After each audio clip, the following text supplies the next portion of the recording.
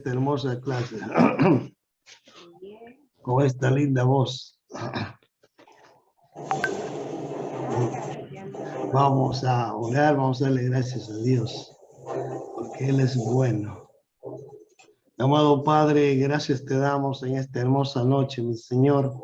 Venimos delante de ti, Padre amado, para agradecerte porque tú nos permites disfrutar de tu amor, de tu gracia, de tu bendición, de tu misericordia. Cada día, Señor, tú extiendes tu mano de gran misericordia para con nosotros y nos das la vida, la salud y nos guías, Padre amado. Y esta noche, Señor, te ruego que tú nos guíes. Perdona nuestros pecados, borra nuestras rebeliones, sana nuestra alma, limpia nuestra vida. Señor del cielo, ayúdanos a escudriñar tu palabra, a comprender y también, Señor, a conocer mucho más de ti. Gracias te damos, Señor. Danos la fortaleza necesaria y ayúdanos, Señor. En tu nombre empezamos esta hermosa reunión para aprender de tu palabra. Amén.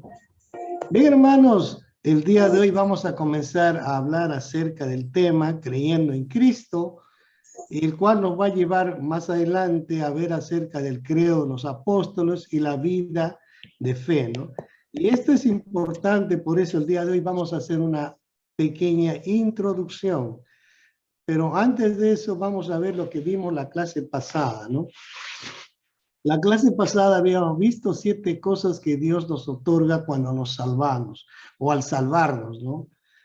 Según Mateo 4:17, desde entonces Jesús comenzó a predicar y a decir, arrepiéntanse porque el reino de los cielos se ha acercado a ustedes, a vosotros. Jesús, desde que comenzó a anunciar este mensaje, ha traído un plan de Dios para nosotros, ¿no? Y lo primero que nos trajo es que nos reconcilió con Dios a través de Él. Él vino a reconciliar al pueblo con Dios que estaba alejado, ¿no? Entonces Dios se acerca al hombre a través de Jesucristo. La segunda cosa que hace es que nos perdona los pecados. No podíamos nosotros lograr que alguien nos permitiera acercarnos a Dios, porque al ser pecador y Dios al ser 3 veces santo, como dice la palabra, entonces era imposible. Pero sin embargo, Jesús al cargar todos nuestros pecados, entonces automáticamente Dios nos perdona. ¿Por qué? Porque ya no somos nosotros pecadores delante de Dios, sino es Cristo el pecador, el mismo Dios hecho hombre, cargando todos nuestros males. Y luego también, ahora formamos parte de la familia de Dios, somos adoptados a través de Jesucristo a la familia de Dios, no somos parte de esa familia. Ya no somos ciudadanos de este mundo, dice la palabra, Pablo va a mencionar claramente, sino que ahora somos ciudadanos del reino de los cielos. ¿Qué más? Nos hace también, nos une con Cristo, ¿no? Juntamente Él vino y nos unió, Pablo habla, que nos unió juntamente con Cristo, o sea, formamos parte, no solamente Dios Padre, Hijo, sino también Espíritu Santo, ahí unidos. Formamos parte ahora de esa familia, pero estamos en unidad, porque Dios siempre va a buscar esa unidad para con Él, para estar siempre en comunión. También nos da una nueva vida en el Espíritu Santo. Y eso hemos visto la clase pasada, en el cual Dios constantemente nos va a guiar, nos va a conducir, pero Él dijo bien claro, cuando Jesús estaba aquí, dijo bien claro, no les voy a dejar huérfanos, voy a enviar al Espíritu Santo para que esté con ustedes todo el tiempo que ustedes estén en esta tierra. Y Él va a estar con ustedes, los va a guiar a toda verdad. Y es más, les va a comunicar lo que yo y mi Padre conversamos, hablamos, nos ponemos de acuerdo. Es decir, nosotros tenemos la ayuda muy importante del mismo Dios Espíritu Santo que mora en nosotros. Él nos guía a toda verdad. Y a veces nosotros nos quedamos sorprendidos por las cosas que salen de nuestros labios, ¿no? Con poder y autoridad. Decimos, yo no pensé en decir eso. No, no es que tú pensaste, sino el Espíritu Santo te hace recordar las verdades de Dios. Por eso Jesús nos dice, no, escudriña las Escrituras. ¿Para qué? Para que de ese depósito que guardamos en nuestro interior, el Espíritu Santo utilice para edificarnos, para conducirnos y también para compartir con los demás. Y luego, ¿qué más pasa? Nos da la promesa de la vida eterna. Y hemos mencionado Juan 3:16, ¿no? Y de tal manera que al final de todo, el amor de Dios es tan grande que Jesús vino a morir a este mundo, pero ahí no acabó todo, sino ahora tenemos la vida eterna. De tal manera que cuando nosotros partimos a la eternidad, ya no dormimos eternamente, sino en un tiempo adecuado nos vamos a despertar para disfrutar la vida eterna juntamente con Cristo. Entonces dijimos finalmente que todo eso hace Dios porque nos ama y desea transformarnos a la imagen de Jesucristo nuestro Señor por el poder del Espíritu Santo a través de esa palabra viva que Él nos ha dejado. Muy bien, eso hablamos la clase pasada, ¿no? Y el día de hoy vamos a hablar acerca, comenzar a dar una introducción acerca del credo de los apóstoles y la vida de fe. Y vamos a empezar diciendo lo que dijo Jesús, ¿no? Antes de irse al cielo, Jesús salió con sus discípulos y les dio una instrucción, les dijo, vayan por todo el mundo, vayan y hagan discípulos en todas las naciones y bautícenlos en el nombre del Padre, del Hijo y del Espíritu Santo. Y luego les dice, ¿no? Versículo 20, enséñenles a cumplir todas las cosas que les he mandado y yo estaré con ustedes todos los días hasta el fin del mundo. Y esto es importante, hermano. Nosotros tenemos que entender que Jesús da la orden, da a los apóstoles. Los apóstoles y todas las personas que estaban ahí juntamente con Jesús reciben, aquellos que estaban presentes con el Señor reciben esta orden, este mandato. Porque a partir de aquí es que comienza a nosotros nuestro creer, nuestro confiar en Dios. Reciben esta instrucción, ¿no? Le dice, enséñenles a cumplir todas las cosas que yo les he mandado. ¿Eso qué quiere decir? Que los discípulos, los seguidores de Jesús, habían aprendido cosas, habían sido instruidos, habían sido capacitados, habían sido adiestrados. ¿Para qué? Para que cuando no esté Jesús, ellos puedan enseñar, para que ellos puedan desarrollar la fe de las personas en Dios, a través de Jesucristo, ¿no? Aceptándolo como Señor y Salvador. Entonces la instrucción es, primero, que anuncien el mensaje. Segundo, que los bauticen en el nombre del Padre, del Hijo y del Espíritu Santo. ¿Por qué? Porque en ese tiempo el bautismo se hacía en el nombre de Juan, en el nombre de Abraham, porque el bautismo era algo común en ese tiempo donde te metían al agua y tú negabas quién eras y te convertías en la persona que te estaba metiendo al lago. De tal manera ya no te llamabas Pedro, sino ahora eras siervo de Abraham, por decir, ¿no? De tal manera perdías tu identidad como persona y te convertías en el servidor, en el siervo de Abraham. Todo lo que hacías ya no lo hacías a título personal, sino lo hacías a nombre de tu amo, en este caso a nombre de Abraham, por decir un ejemplo, ¿no? Entonces, eso es lo que Jesús quiere dejarles en claro. Por eso le dice, no, bauticen en el nombre del Padre, del Hijo y del Espíritu Santo. ¿Por qué? Porque Dios es un Dios trino y Dios está manifestado en Dios Padre, Dios Hijo y Dios Espíritu Santo, pero es un solo Dios, ¿no? Que se manifiesta a nosotros en tres personas. Por eso es que Jesús, que les da esa instrucción, que cumplan esa instrucción. Luego le dice, enséñenles a cumplir. ¿Eso qué implica? Esa enseñanza implica que tiene que haber, digamos, un tiempo de enseñanza, un tiempo donde a la gente se les tenía que hacer entender lo que era el plan de salvación, lo que Jesús había venido a cumplir en este tiempo, lo que la Biblia, cómo se ha ido cumpliendo desde el Génesis a través de los escritos, los profetas, todo lo que en ese tiempo conocían, ¿no? De tal manera que todo eso ellos tenían que enseñar a estos discípulos que estaban recibiendo a Jesús como Señor y Salvador. Pero aquí hay algo, ¿no? Más. Dice, y yo estaré con ustedes todos los días hasta el fin del mundo. Jesús había dicho, les conviene que yo me vaya. Cuando me vaya, enviaré al Espíritu Santo para que esté con ustedes en todas partes. Pero ahora Jesús se va y él dice, yo estaré con ustedes todos los días hasta el fin del mundo. Y muchas veces nos preguntamos, ¿no? Entonces, el Espíritu Santo ha venido a morar a nosotros, ¿y cómo es que Jesús va a estar? Porque Jesús subió al cielo y se sentó, dice la Biblia, a la diestra, a la derecha de Dios Padre, a interceder por nosotros. Entonces, ¿cómo está Jesús con nosotros todos los días? Está intercediendo. Él nos ve y Él está intercediendo al Padre. Él está intercediendo. Por eso dijo, no, hasta ahora no han pedido nada. Pidan, pero pidan en mi nombre.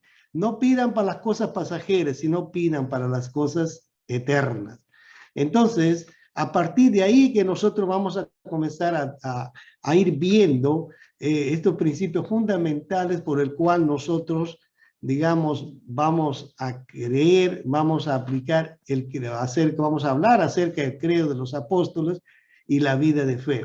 Entonces, todo cristiano genuino es el cristiano, tiene que ser cristiano o es cristiano apostólico. ¿Por qué? Porque el cristianismo apostólico se basa en el testimonio auténtico de los seguidores de Jesús, en este caso sus apóstoles, que fueron los testigos. ¿Qué tipo de testigos? Oculares. ¿Por qué oculares? Porque ellos estuvieron durante 3 años y un poco más con Jesús. Ellos vieron lo que hizo Jesús, ellos aprendieron lo que Jesús les mandaba hacer, porque Jesús les mandaba hacer sus prácticas y ellos volvían contentos y luego Jesús los sacaba a un lado y les decía lo que había pasado, les enseñaba algunas cosas que ellos no entendían, les aclaraba el panorama.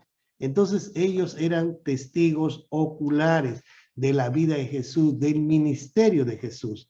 También ellos han sido testigos de la pasión, del sufrimiento de Cristo, ¿no? Cómo es que realmente Jesús ha pasado en momentos tan críticos, tan difíciles, aún de la muerte. ¿Por qué? Porque después de la cena del Señor, Jesús va al monte de los olivos y luego es capturado, llevado, y muchos de los discípulos que se camuflan para ver lo que pasa con Jesús, ¿no? Y muchos también se escapan, pero ellos han sido testigos finalmente de la muerte de Jesús, porque ellos han visto que ha sido capturado y luego ha sido llevado por las autoridades para ser condenado a muerte. También ellos han estado presentes, han visto a Jesús luego de la resurrección. Primeramente Pedro fue al sepulcro con Juan, no lo encontraron y a Cristo había resucitado. Pero dice la Biblia, pasado el primer día de la semana, el octavo, en este caso el día domingo, ¿no? Había pasado 8 días y estaban reunidos ahí con las puertas bien cerradas, asustadas, y Jesús llegó, se les apareció, ellos fueron testigos presenciales que Jesús había resucitado. Es decir, ellos tenían evidencias contundentes de que Cristo sí había resucitado, porque no solamente lo vieron físicamente, aún Tomás metió la mano a los costados de las heridas para verificar que el cuerpo físico de Jesús, con el cual estaba, tenía las marcas, las huellas de las heridas que había recibido, ¿no? Vio no solamente eso, sino que aún les pidió comida. Entonces Jesús comió con ellos, comió y todos se quedaron asombrados al verlo a Jesús ahí resucitado. Y eso nos garantiza que también nosotros gozamos de la resurrección. Todos nosotros tenemos esa oportunidad. Si Cristo no viene antes, cuando para irnos, pues vamos a descansar, pero con la promesa de la resurrección, porque Cristo resucitó al tercer día de entre los muertos. ¿Y qué más? También ellos fueron los testigos, más de 500 fueron de la ascensión, ¿no? Jesús los sacó de Jerusalén a Betania, como 3 kilómetros, caminaron ahí, llegaron, Jesús les dio los últimos consejos. Luego de darle los últimos consejos a los discípulos, a toda la gente que estaba ahí con ellos, pues Jesús ascendió al cielo, ¿no? y bueno, una nube descendió, lo cubrió, lo tapó y ellos quedaron mirando. A un ángel les aparecieron ahí que le dijeron: ustedes que están mirando a ese Jesús, así como lo ven irse al cielo, un día también va a volver, un día volverá ahí, pero ya no como digamos para nacer de nuevo, sino vendrá como fuese. Entonces los discípulos de ahí regresan felices, contentos. Eran testigos oculares de todas estas cosas, ¿no? De todo lo que estaba pasando. Tenían esa experiencia. También, digamos, ellos reciben la promesa de retorno futuro de Jesús, ¿no? Él les promete, le dice: me voy a preparar morada para ustedes, Juan 14, 2, 3, ¿no? Voy a preparar, y cuando esté listo voy a venir a llevarlos para que estén siempre conmigo. En la casa de mi Padre muchas moradas hay, de tal manera que, hermanos, Él da esa promesa que lo va a cumplir en el tiempo que Dios tiene determinado, pero es una promesa que también los discípulos lo reciben, y aún ellos se ponen tristes, ¿no? Cuando Él les dice: voy a mi Padre y también a vuestro Padre. Voy allá. Entonces los discípulos un poco se ponen tristes, no están contentos, pero sin embargo hay esa promesa que está pendiente, ¿no? Para cumplirse cuando todo el pueblo de Dios sea arrebatado y todos los que descansen los levanten de la sepultura.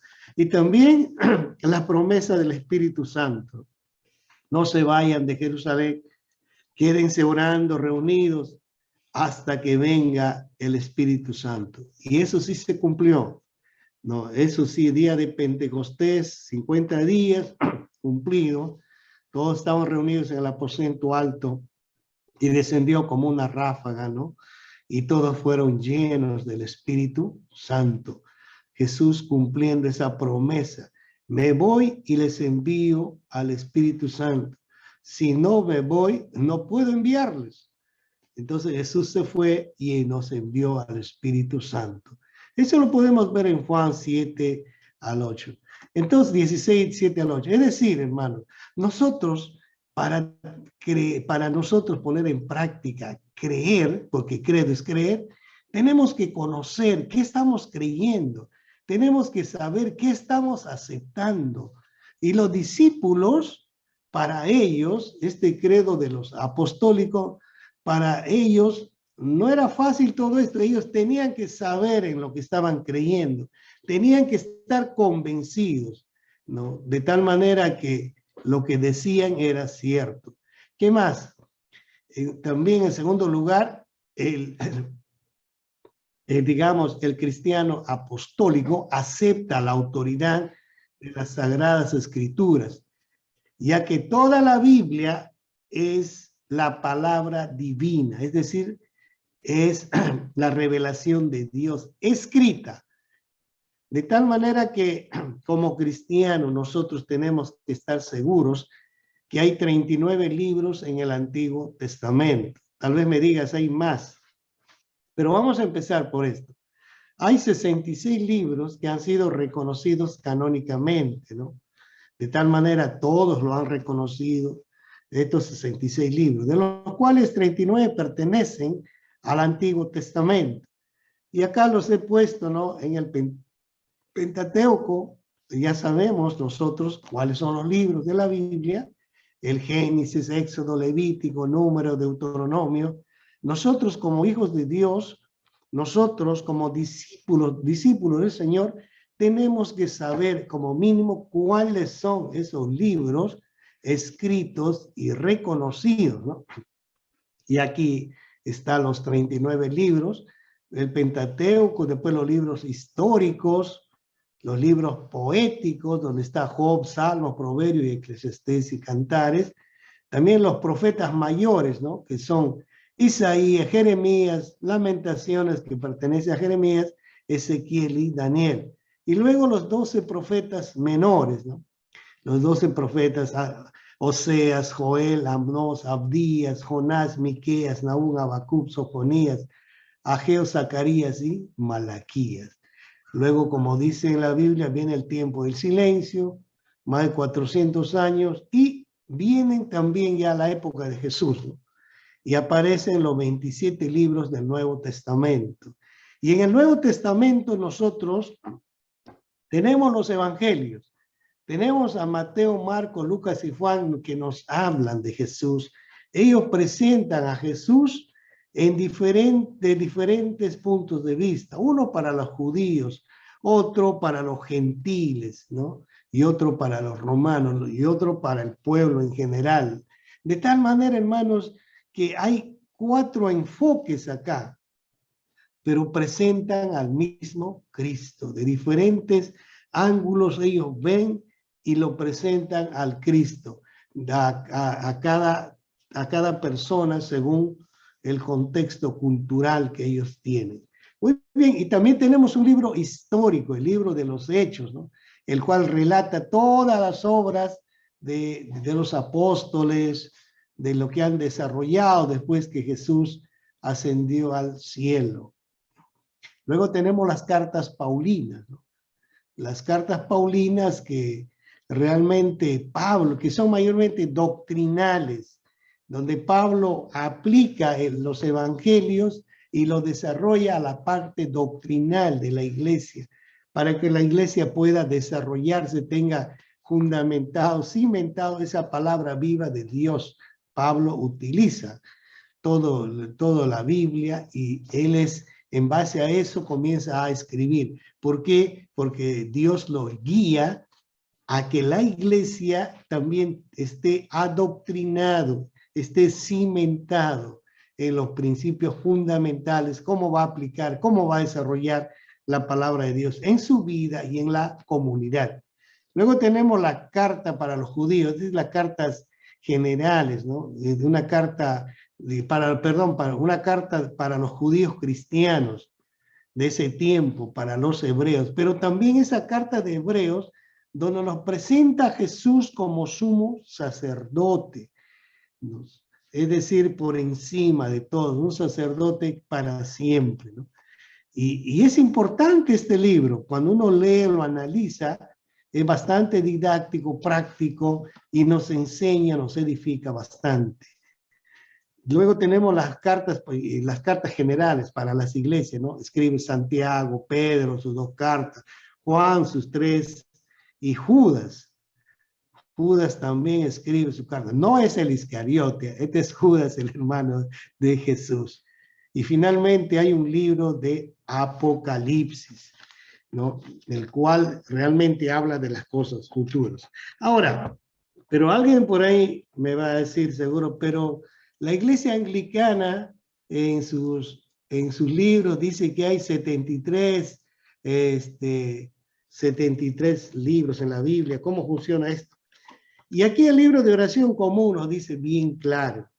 Los otros libros, es decir, 7 libros más que hay adicionales, que también están en la lista que lo tiene la iglesia anglicana, lo dice bien claro San Jerónimo, y la iglesia anglicana lo aplica a eso, dice, los lee la iglesia para ejemplo de vida e instrucción de buenas costumbres, mas ella, no obstante, no los aplica para establecer ninguna doctrina. Es decir, estos libros, 7 libros adicionales, libros apócrifos, que también son considerados muchas veces en algunas lecturas dominicales aparece, no son de efecto doctrinal, sino son de efecto cultural, de lo que pasó, de la opinión del autor, ¿no? en favor de tal o cual tema, nada más. No afecta, digamos, en la vida espiritual de la iglesia, porque la iglesia tiene que trabajar y aplicar lo que dicen los 66 libros de la palabra de Dios, esos 66 libros que nosotros los cristianos los sabemos de memoria, ¿no? Todo cristiano sabe cuáles son los libros proféticos, cuáles son los libros históricos, digamos, ¿no? El Pentateuco, todo. ¿Por qué? Porque esa es la base fundamental, es como el coquito que nosotros tenemos que conocer, hermano. Tenemos que saber en lo que creemos, en lo que nosotros practicamos, ¿no? En esos libros. Entonces, por lo tanto, 66 libros son los que están reconocidos canónicamente por la Iglesia y los cuales nosotros también practicamos. Luego también, como cristianos apostólicos que somos, tenemos que aceptar la persona y obra de Dios Padre. Es decir, nosotros tenemos que aceptar todo lo que hizo Dios y eso está revelado en las Sagradas Escrituras, en el Antiguo Testamento. Toda la obra de Dios que hizo con su pueblo, ejemplos que nos brindan, lo que nos hablan los profetas, ¿no? Y también algunos sacerdotes, lo que escriben, de tal manera, ahí está revelada la obra de Dios Padre, ahí está revelada, y nosotros tenemos que aceptar eso, tenemos que llevarlos a la práctica, tenemos que conocer. También tenemos que aceptar la persona y obra de Dios Hijo, de Jesucristo, y mayormente eso está revelado en el Nuevo Testamento, ¿no? Con los evangelios y todos los escritos adelante. Pero, sin embargo, Cristo no es nuevo en la Biblia, no aparece solamente en el Nuevo Testamento.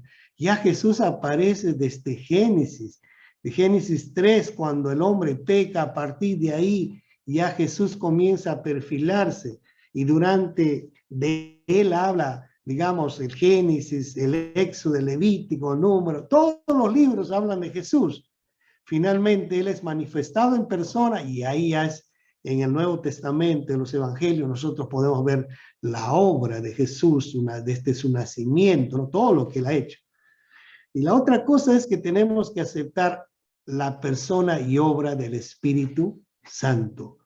Nosotros como cristianos, seguidores de Cristo, apostólicos, hermanos, tenemos que creer en Dios Padre, Dios Hijo y Dios Espíritu Santo.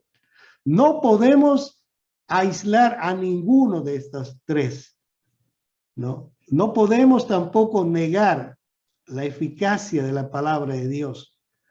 No podemos alejarnos de esas cosas. O sea, hay cosas que son fundamentales, de tal manera, alguien me dijo, yo creo en Dios Padre, en Dios Hijo, pero no creo en la fuerza del Espíritu Santo. El Espíritu Santo no es ninguna fuerza, es una persona. Por eso estudiamos la persona y obra del Espíritu Santo. Cuando estudiamos teología, ahí nos enseña, ¿no? De tal manera, hermanos, como cristianos apostólicos, nosotros tenemos, en primer lugar, que aceptar todo lo que Cristo enseñó a sus discípulos y eso nosotros tenemos que llevarlo a la práctica. Llevarlo a la práctica. Tenemos que aceptar los 66 libros de la palabra de Dios reveladas, ¿no? Y estas escrituras sagradas, y tenemos que aceptar es la palabra divina, es la misma palabra de Dios que inspira a hombres pecadores igual que nosotros para escribir, nada más. No es que aquel que escribía ya era un santo, ¿no? Y hay que ponerle una estatua, no. Eran personas comunes como nosotros, de tal manera que Dios los utilizaba, ellos escribían y luego también ellos cometían errores, porque recuérdense que el hombre tiende al mal desde que nace. El mismo Pablo dice, ¿no? Así como Elías, un hombre sujeto a pasiones, pero oró fervientemente y hizo esto y pasó el otro. El mismo Pablo que cometía muchos errores, pero Dios lo utiliza para escribir muchos libros. ¿Se da cuenta? Entonces, hermanos, para que nosotros comencemos a desarrollar, creo, tenemos que creer en todo esto, porque los discípulos comenzaron a enseñar todas estas cosas, a creer en esto, y de ahí salió el famoso credo, es decir, en que yo creo. ¿Para qué utilizaban el credo? Mayormente para desarrollaban como un catecismo, es decir, para instruir a los cristianos. De tal manera que la próxima clase vamos a comenzar a desarrollar lo que es el credo. Vamos a ver por qué comenzó, y creo en Dios Padre, creo decirle por qué. Entonces, el credo es que yo creo. ¿Qué creo? Creo en Dios Padre, creo en Dios Hijo, creo en Dios Espíritu Santo. ¿Yo creo en qué? Creo en las Sagradas Escrituras, en esos 66 libros, ¿no? Porque dice que el credo concentra y reúne estas verdades centrales de la fe apostólica, tal como lo presentan las Escrituras. Ese es el credo, eso es lo que yo creo, digamos. Por eso en la antigüedad, el que proclamaba el credo era una persona que estaba sabiendo lo que estaba diciendo, porque tenía conocimiento, había aprendido, de tal manera que cuando proclamaba el credo, no lo proclamaba, digamos, solamente como una ametralladora, ¿no? Lo disparaba, no, sino lo proclamaba con convicción, no como ahora muchas veces lo sabemos de memoria y no sabemos ni por qué lo decimos, ni por qué lo expresamos. Hermanos, ha llegado el tiempo, ha llegado el momento en que nosotros tenemos que ser cristianos practicantes, no solamente oidores, sino, como dice la Biblia, hacedores, es decir, poner en práctica la palabra de Dios. Por ejemplo, hablamos del credo, decimos, yo creo. Es decir, el credo es, yo creo. ¿Yo qué creo? Creo que Dios envió a Jesús, creo que Jesús murió por mí, creo que Jesús resucitó, creo que Jesús dio su vida para salvarme. Creo, ¿no? Es decir, yo creo.